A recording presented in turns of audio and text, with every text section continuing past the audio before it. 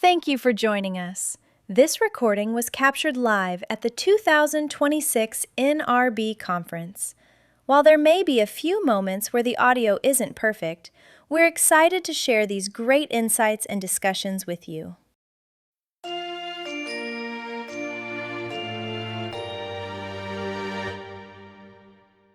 All right, hello everybody. Here we are at the NRB convention, again, 2026 in Nashville, Tennessee, the Gaylord Opryland Hotel. And this event is just so phenomenal. There are Christian influencers and media people from all over the world here. And one of my newest friends is here, and he actually has a huge facility in the Nashville area. It's David Rives, who was on the regular Truth and Liberty show recently, and he is the founder of David Rives Ministries. And what's the name of your museum again, brother? The Wonders Center and Science Museum. Okay, so you founded this Wonders Center and Science Museum, and it's about teaching this science behind creation, right? Yes, yeah, because so many times you'll see that people really focus in on, well, you can believe the Bible, right? And I believe that, obviously. We have faith. But our point is, it's not a blind faith. The evidence is all around us. And God's fingerprints of design can be found from the farthest galaxy in the cosmos to the microscopic structure of DNA, right? Yeah. So if we ignore the very evidences that are all around us that are showing that science has patterns of design, and design requires a designer, then we're ignoring one of the greatest evidences around us of our faith. Yeah, well,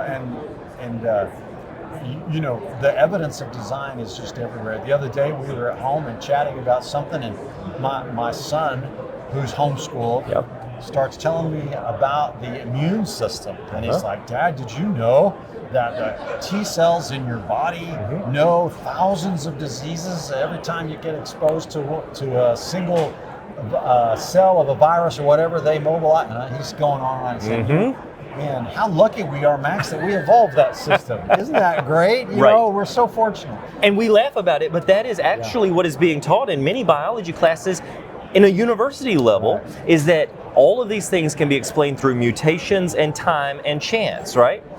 But you mentioned our immune system. If you think about the blood clotting mechanism, right? Okay. So let's just say that you have that piece of paper in your hand, you happen to slip your other hand past it, you get a paper cut, right? Immediately, there is a cascade effect. It's a cascade is what we call it, of 40 different mechanisms that start working all together to clot the blood, but not clot it so that it actually stops the blood supply, right? It just seals the wound. 40 different mechanisms. Now, if you were missing one of those 40, then the other ones in the cascade wouldn't work, which means you would bleed to death or you would die, right? Wow. So how does this happen by chance? Not just by chance, but over time. It had to have been placed, engineered inside of our bodies from the very first moment of our existence. Well, and that's something I think that we call irreducible complexity, right, David? That's can you articulate for us what that concept is? Absolutely. So a lot of scientists have looked at, let's just say, a mousetrap, right? Yeah. You have a mousetrap which consists of about 4 to 5 basic components. You've got a board with a spring and a catch and a lever. And if you were to take away the spring, well, you would never catch a mouse. If you were to take away the catch, you would never catch a mouse, right? Take away one component of those 5 simple components, and the entire mousetrap ceases to operate. Well, the same thing is called irreducible complexity, and it's found within our bodies, it's found within biology, it's found within actually the laws and physics of our universe. And what we mean by that is basically things are irreducibly complex. Things are complex and orderly, but they're orderly in a way that if you reduce it by one step, just one step, then everything falls apart. Yeah, you can't live without your liver, your immune system, you got to breathe, your nervous system, and those are the macros. Then there's thousands of processes going on in your cells at any time, all the time, and we think that all of this came about by chance. And that's amazing. Well, that's the thing is, when you talk about the human body, and we've got an exhibit hall for human anatomy in the Wonder Center and Science Museum, just outside Nashville, but that's just the beginning, right? Because then you apply those same exact principles to the wonders of astronomy, right? Yes. And in that exhibit hall, you're going to see how we have all of these things perfectly in line, whether it's our distance from our host star, the sun, or whether it's our moderated gravity on this planet. We're not floating out of our chairs right now. Or whether it's a breathable atmosphere, or whether it is a moon that's a quarter the size of the Earth that creates tides that circulates the warm and cold waters of the ocean. I mean, these kind of conditions don't exist anywhere else in the universe that we know of so far.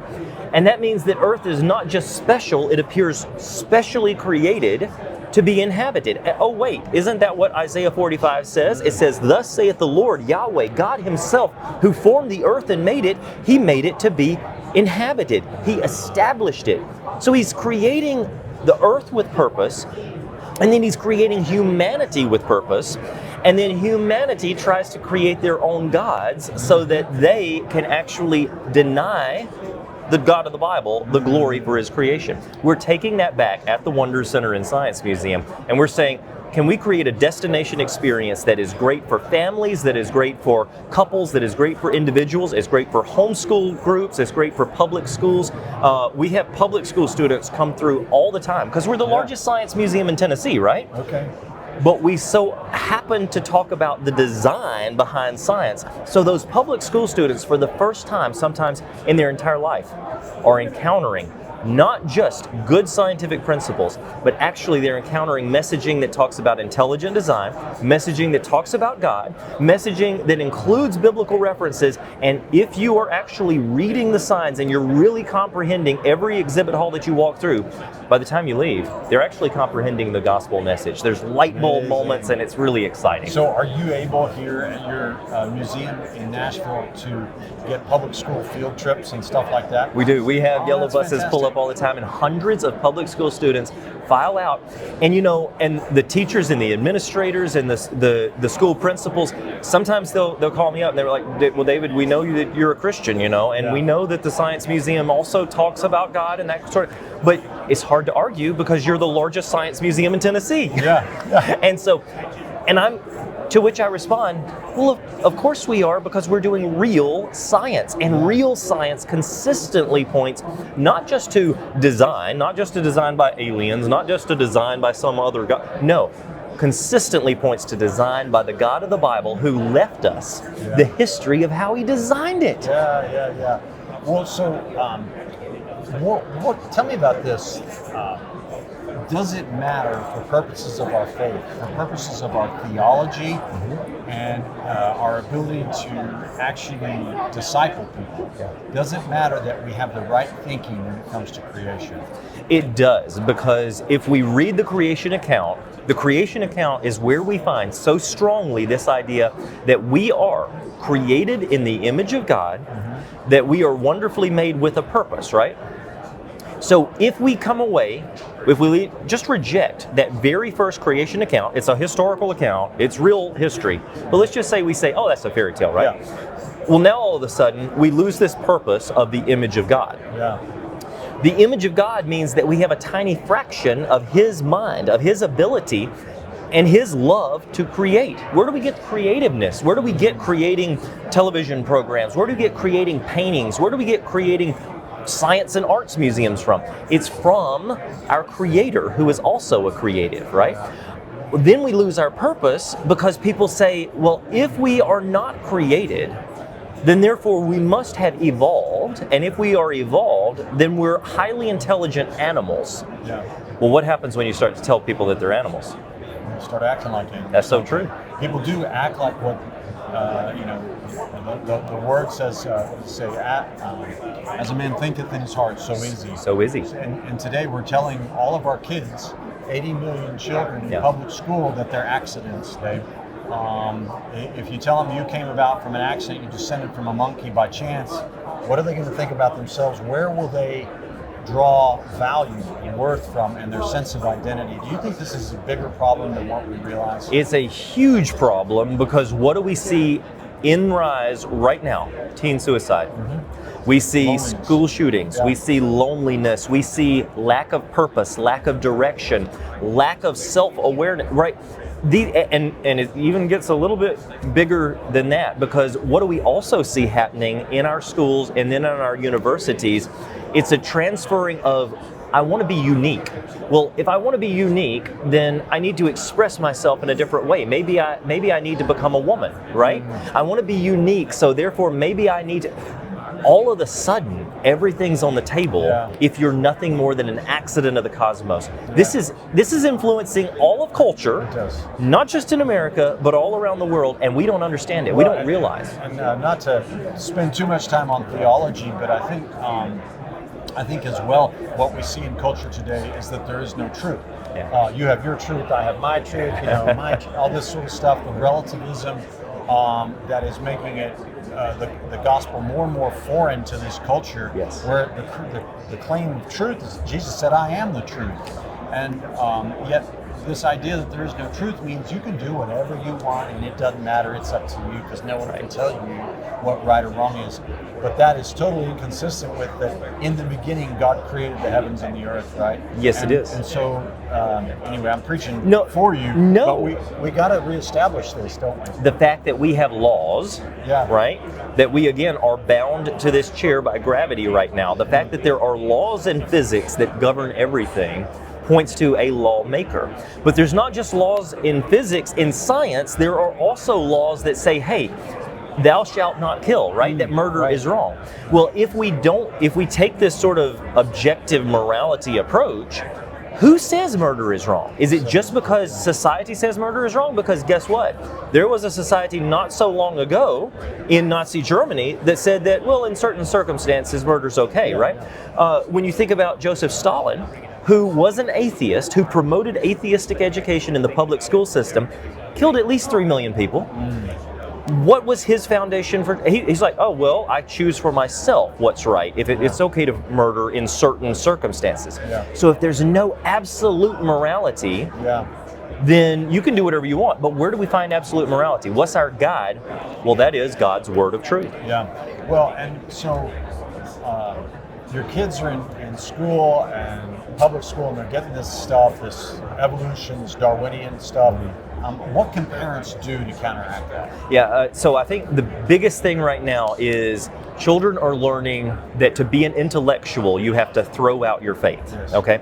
And I wrote a book called 21 Verses Backed by Science that shows that all of these verses scattered through the Bible are extremely scientifically accurate, but guess what? They were written, some of them 2,000 years ago, some of them 3,000 years ago, and yet somehow they got the science right, long before scientists started to figure these things out. So it's important that parents help their children understand that the Bible is God's word of truth, that there is a such thing as absolute morality, there is such a thing as right and wrong. And then that's the reason that we created the museum, and we do all of our social media, is to encourage children and parents with short videos on science and how it connects to our Christian faith, with science and how it actually supports design. That's what the Wonder Center is all about. Oh, that's great. Well, let's say I'm a mom or a dad and I live in California. It's going to take a lot for me to get over to Nashville someday to go to your museum. What do I do in the meantime? Do you have curriculum material, videos that we can get kids to watch and stuff like that? Absolutely. We have, so go to davidrives.com, davidrives.com, and that's your hub. You're going to see a button that you can push to get hundreds of free videos that you can use to supplement a science curriculum if you're a homeschooler, that you can use to educate yourself if you're just interested in these types of topics. You'll sign up for our email updates where we're going to send you a free 1-hour program that we produce here at the ministry every single week, a free 1-hour program that looks at the most breaking scientific discoveries and asks the question, wait, is this pointing us further away from our faith or closer, right? And so these are some simple steps. Sign up for our email updates, follow David Rives Ministries on the social channels, TikTok, Instagram, because frankly, we've got a generation that has a short attention span. We've even been pulled into that because I find myself picking up my phone and I want to see something in a minute or less, right? Well, we have that type of content that is engaging young people, and it's engaging atheists and skeptics who are watching it and they're like, normally Christian content turns us off, but this guy is talking about real scientific principle. It's hard to argue against science. Yeah. And our whole point is, that's right, because science and our faith go hand in hand. They are truth. They are true, and they're all pointing us to the truth. The greatest scientists in history were actually Christians. That's true. Kepler and Newton and many others down through the ages. God is not afraid of science, is he? He is not afraid of science because he created it. And once you get to the point where you're starting to study it in depth, it's hard to deny. I have friends who are NASA astronauts. I have friends who spent almost 2 years on the International Space Station. I have friends who invented genetic devices that are being used in medical practice right now, all strong Christians. It's not just old scientists, it is all the way up into the modern age. The greatest scientific minds are actually freed by understanding that there is a creator, because they're not confined to a box that says, oh, we have to explain this naturally. Yeah. That's a much harder job than saying, well, wait, if there's a designer, then we should find patterns of design. So therefore, let's look for those things. And science, medicine, everything would just absolutely explode once we finally realize that. Yeah. Do you think there's hope that someday the scientific community will abandon this Darwinian false religion and allow, they don't have to impose any belief system, but at least give freedom to Christians who believe in creation to teach and to work in the field of science? A theologian by the name of Charles Spurgeon, known as the Prince of Preachers, once stated, and he's living during the same time as Charles Darwin, he sees the ridiculousness of what's being taught, and he said, one day children would laugh at evolutionary principles as being the most foolish notion to ever cross the human mind. Yeah. I think that day is coming sooner than we may have even anticipated. Unfortunately, it will probably be replaced with some new age religion or some alien principle or whatever it might be. But I think that evolution as a whole is failing so many times within the scientific community that it's going to be abandoned within the next few decades. Yeah, they just have no foundation today.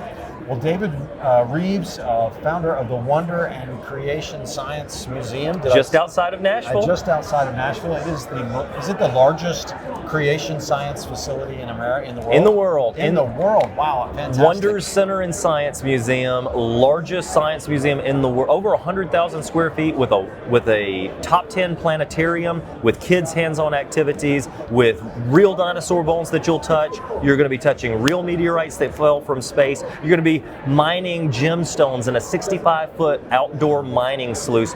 It is an experience for everyone and a destination. Even if you're from California, you're going to want to go ahead and start planning that trip. Absolutely. And be sure to catch David's show. Where's that? The show is on Genesis Science Network, GenesisScienceNetwork.com, as well as on Roku, Fire TV. Just tell it to download the Genesis Science Network website. app. Website is davidrives.com, davidrives.com. Awesome. Well, thanks, brother. It's been amazing. It's great to be back. All right.